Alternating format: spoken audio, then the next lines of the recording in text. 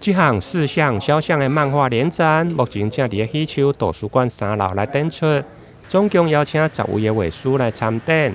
画师拢是来自无同背景，有大学的讲师、画室的老师、插画家，佮着文创艺品的创作者。日前举办开幕式，吸引未少介意艺术的民众到场参加。其中画师张凯丽同工担任导览介绍，伊表示。虽然小象漫画伫台湾无像日本、韩国这么流行，不过却有一群的铁粉。肖像漫画它在台湾并不盛行，它虽不大众，但是它很铁重。它就是将每位模特的五官特色，然后加以强化、美化或夸张化。肖像漫画在台湾还并不那么盛行，但是它在韩国以及日本。或者是欧美，它都是非常的盛行的。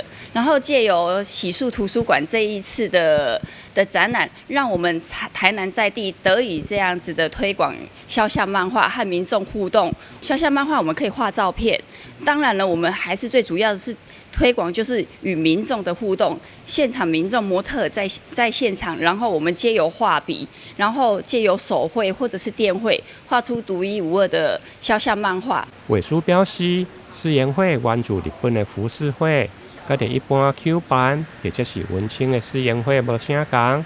肖像漫画主要强调五官的特色，以着五官的特征来做放大或者是夸张化，互人一看就认出漫画的人物。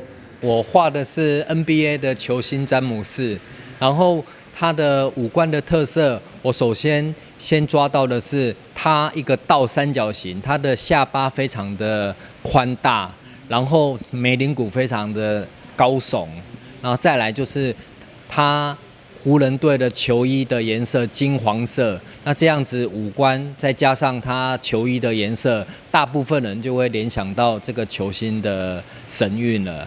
我的画风基本上都是比较幽默式的，对。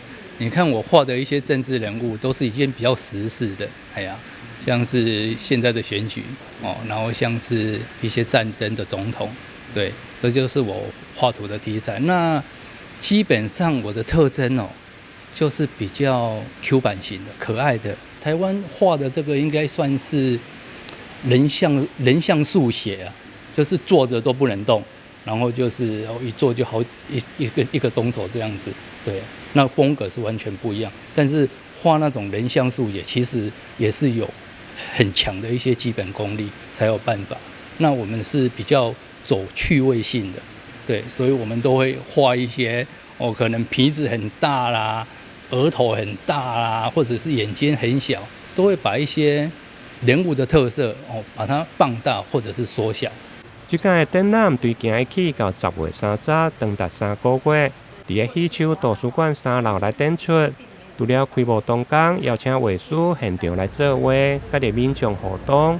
另外，伫暑假期间，每礼拜日嘛有画师无定期来主馆，甲着民众交流，借此分享创作的历程，甲着画图的技巧，欢迎民众踊跃到场参观。台南新闻林跟采访报道。